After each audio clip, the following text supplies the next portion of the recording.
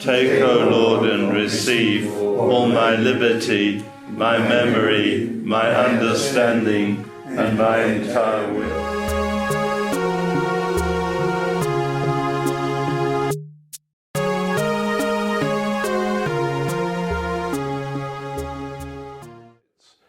We were born in a Jesuit parish, and we went to school in a Jesuit school. And apparently my mother one day was praying in front of a statue of St. Ignatius. And so my brother tells me, she said, "You can have all my children if you want." Now, and so there are the three of us who all became Jesuits. I was the second born in a Catholic family. My father was a serviceman for a time in the First World War.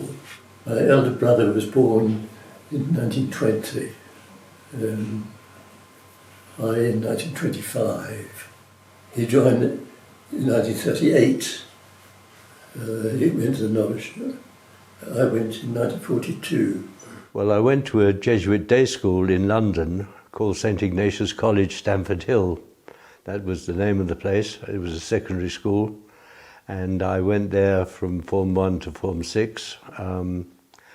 And at the end of Form 6, I decided that I would like to go to the novitiate. Born in 1937, came out to Zimbabwe, to Rhodesia as it was then, in 1964 as a scholastic for Regency, and taught physics at St. George's for a couple of years before going back for theology.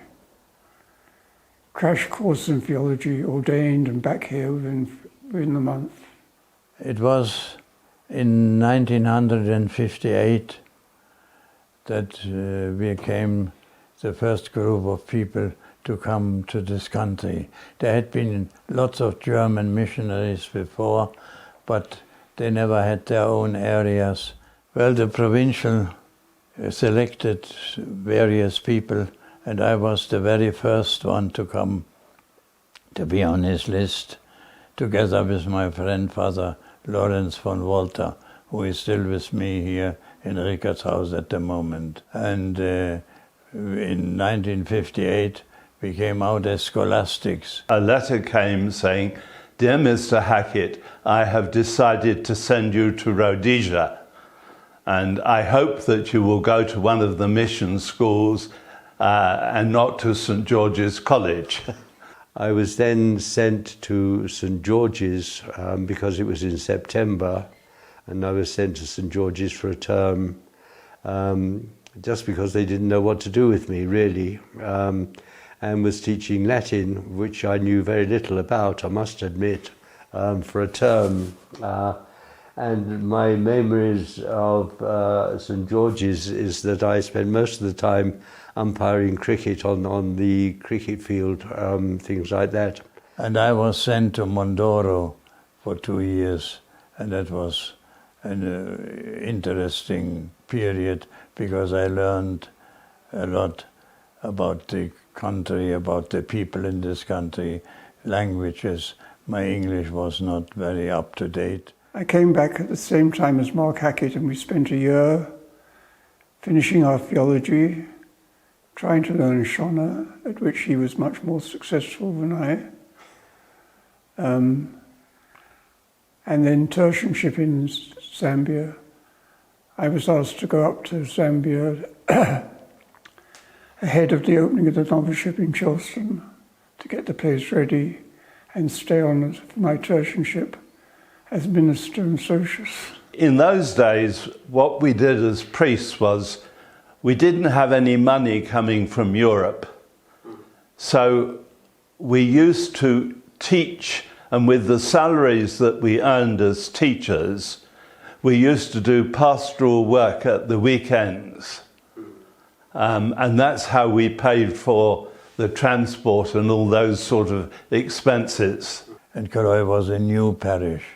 It was completely undeveloped. I also built houses for the catechists, which was important because we relied a lot on catechists in this huge area, where I could visit outstation only once a month, and I was for the first time alone. That I had always one priest with me. It was once Father Bex for 6 years, and it was Father von Walter for another 6 years. But I was there for 14 altogether. The other memory from that time would be how every Jesuit had 2 or 3 jobs, because we were running the school with very little money. The fees were really ridiculously low, something like $50 a term, subsidized by salaries earned by sisters and priests teaching in the school. But even so, there were lots of other things we couldn't afford unless we did it ourselves. So Father Porter, who was the treasurer, the bursar minister, also taught, also ran a hostel, and drove the lorry and things like that. I was teaching, deputy head, sports master, had a hostel to run. Greg Croft, George's older brother, who was teaching science, also did the gardens and maintained the roads on the tractor and grader. I went to get a bus driver's license because I thought this would be useful, and got the bus driver's license by borrowing a bus from St. George's and passing the driving test in that, certainly. And then, well, we had out matches, football games and things like that on a Saturday, and sometimes outings on the Sunday as well. And it was too much to expect the driver to work 7 days a week, because he was also foreman of the workers as well, and much more important. So I said I would help him with the driving, that's all. So, I mean, it was a natural thing for me to drive because now I had a driving license. While at Mukumbi, I worked in the government school for 2 years because people had stopped coming to church in the Mukumbi area, and the only way I could get to I could get in contact with the school at Mukumbi, but they weren't local people. They were from town. So I went to teach at Pararewa for 2 years, and I got to know lots of the young people in that area. What I was trying to do was to get the church working again in the Mukumbi area. And so it was hot seating at that time, so one half of the day I would walk around Pararewa, that's the showgrounds, meeting people and getting the church functioning again, and the other half I would be teaching. One of the important features was it was a mixed parish of Europeans and local people, Zimbabweans, African people, and it was a not easy time politically because the war started. I was there from 72 to 86, and of course it was very difficult to be a priest for the 2 very different areas. It's 1983, 1984. I was asked to leave St. Ignatius and go to the Archbishop's office. There was a trouble in Matabele land, which we were very slow to pick up in Harare. The bishop in Bulawayo knew what was going on, but it was only at their annual meeting that the rest of the bishops realized exactly what was happening. And I remember driving the Archbishop to Government House to see Mugabe and try and restrain him a bit. I think actually the visit was a complete failure. I used to take the lorry and I would park it in one part of the Makumbi area, stay with a family who were happy to have me, and then I would walk on foot round these rural areas and be introduced to people who were known to be Catholics and encourage them to come back to church. I was living at Richartz House, and they needed a room there, I think. And they said, I think it was Joe Hampson, I'm not sure, said it's time for you to go to Richartz House. And I was working here, living here, but not as a patient, because I was going to the convent every day for Mass, and still was chaplain there. And that remained for some time. I had a room upstairs in the old house, and that was all right. I mean, there's nothing extraordinary about that, but I kept myself occupied until one day or one night, I don't know what happened. I was found lying on the floor, having fallen out of bed or fallen from somewhere. And at the same time, Father Hackett had also fallen, and there were the two of us lying on the floor shouting for help from the carers because we were unable to move. I don't remember why I should have fallen on the floor or anything like that, but I was picked up, and two characters carried me downstairs and put me into this room. And now, since then, I've been a patient at the place. I got quite ill. I was in hospital for operation. And after that, it was decided I would have to move into Richartz House proper. Well, some people describe it as a prison. And you won't find many Jesuits who want to come to Richartz House. That's mainly because at the time that they're going to Richartz House, they don't realize that they need more care. And in fact, we enjoy extremely good care from people who really care about us and really try very hard to look after us and make our lives, even though we've all got something wrong with us, as good as it can be. There's no fuss about them, and they're always available, and they know exactly what you need, the way of treatment and so on like that. Whether they have learned this by being taught that, or whether they've just picked it up by handling sick people. But they are an amazing bunch of characters, I must say. Always sort of available, always kindly, and I have no words good enough to praise their work, in fact. The staff, that is the nurses, the doctor, the nurses, and the carers are wonderful. As you have seen Gaspar coming in just now as a driver. I'm on very good terms with them, and I can only thank God that we have a place like that.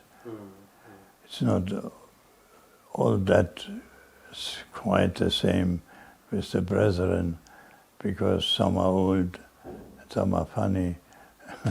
We all are getting funny, and we are old, and so there is some misunderstanding perhaps here and there. But on the whole, I have no complaints. I can only say it's a wonderful place.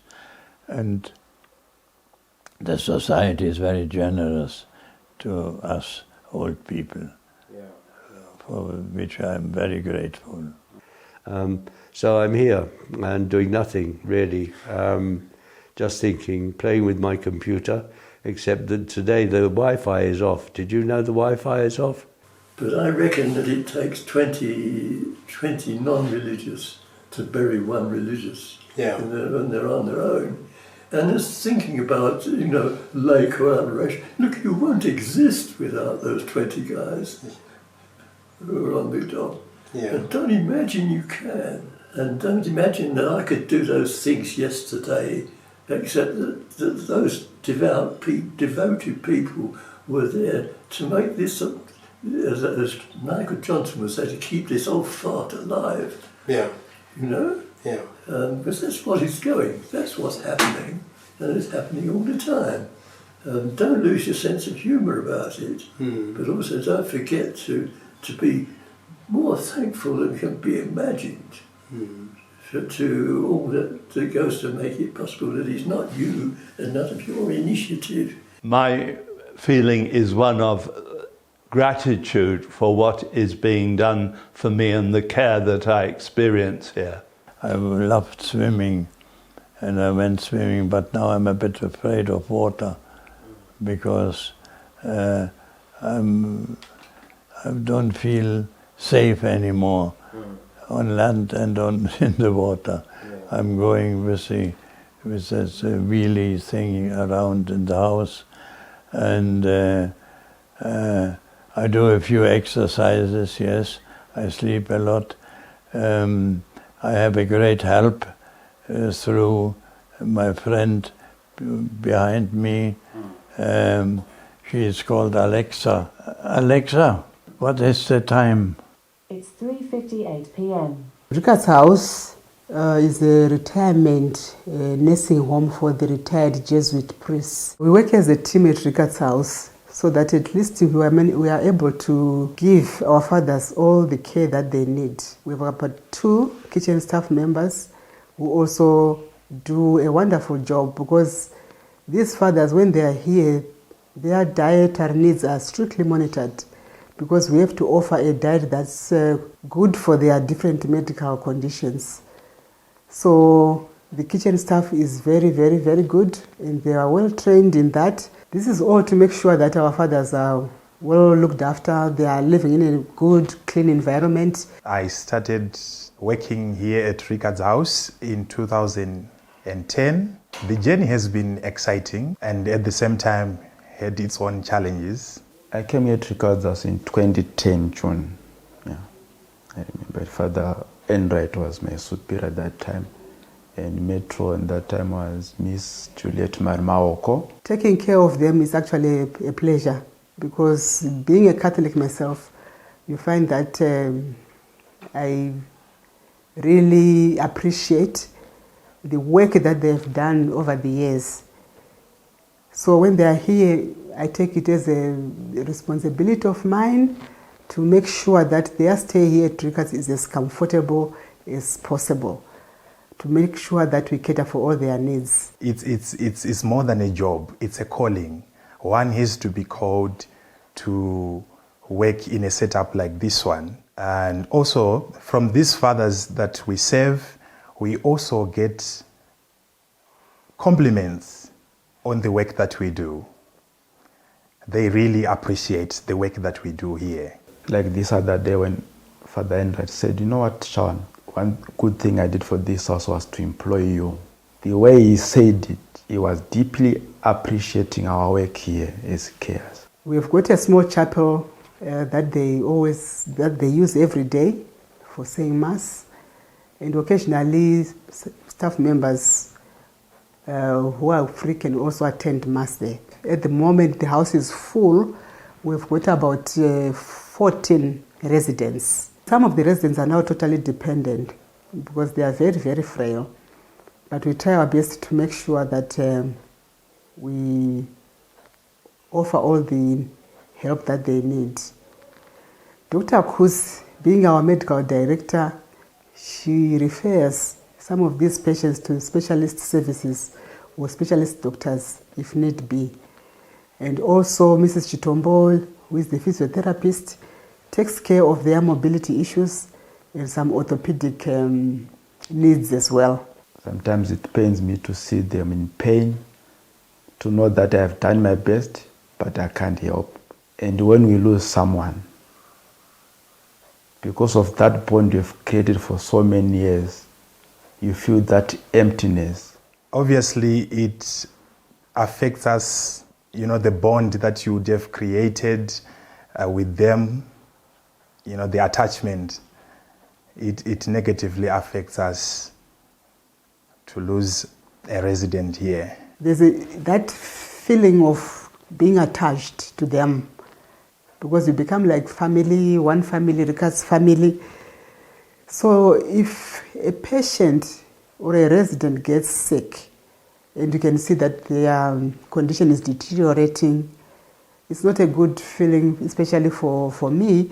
I'll mention a few times which I cried. I lost my first patient, Father Paddy Malone, Brother James, Father Mzwarewashe, Father Dove. It's being part of a family and one of them goes, there's this sense of loss definitely that one feels. So saving these elderly during their time of retirement, to me, it's a privilege because they have been working all their life. So I take it as a privilege for me to be here. And they also bring knowledge to the table. Knowledge to the table. I have been impacted positively through their knowledge that they have been imparting on us. I would like to appreciate Gogo Azara, who played a role for me to be here.